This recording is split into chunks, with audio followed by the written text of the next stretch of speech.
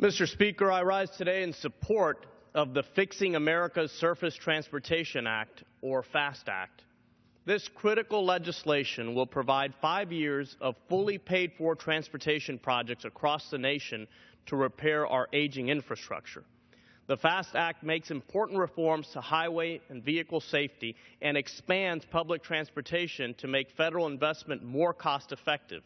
It also expands funding available for bridges and roads.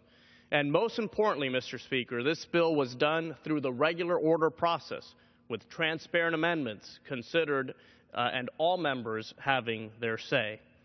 I would like to highlight several initiatives that are important to my South Florida congressional district included in the FAST Act. Language was included in this bill that I offered with Representative Titus to protect our seniors and pedestrians in congested traffic areas. While total traffic crash fatalities are down nearly 25% in the last decade, pedestrian deaths are up, hurting children and the elderly most. This language will encourage states to adopt safe and adequate accommodation standards for roadways and sidewalks when developing future federal projects. Also included in the Act is robust funding levels for University Transportation Center programs, with much welcomed increases over the next 5 years. 125 universities across the country participate in the UTC program, conducting critical research to develop future transportation technologies.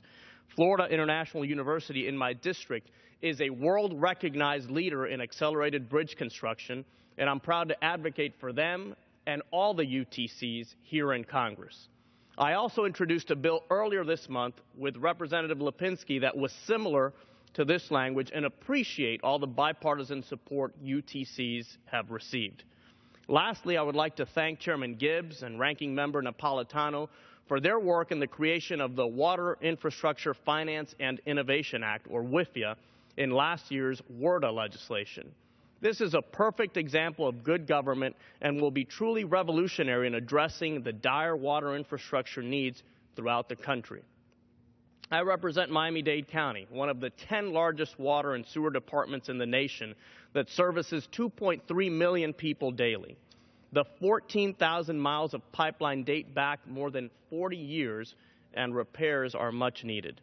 Included in the FAST Act was a fix to the WIFIA program to allow for the use of tax-exempt municipal bonds in these infrastructure projects. Earlier in the year, I introduced a bill with bipartisan support that proposed this fix, and I'm grateful it was included in the FAST Act to allow local governments the tools necessary to repair our water systems. Lastly, I'd like to thank Chairman Schuster and Ranking Member DeFazio and their Senate counterparts for all of their hard work in crafting this important legislation.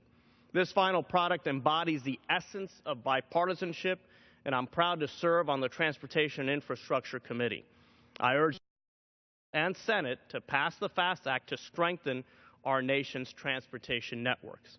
I know my neighbors in South Florida, especially those living in Kendall and South Dade, will be very grateful.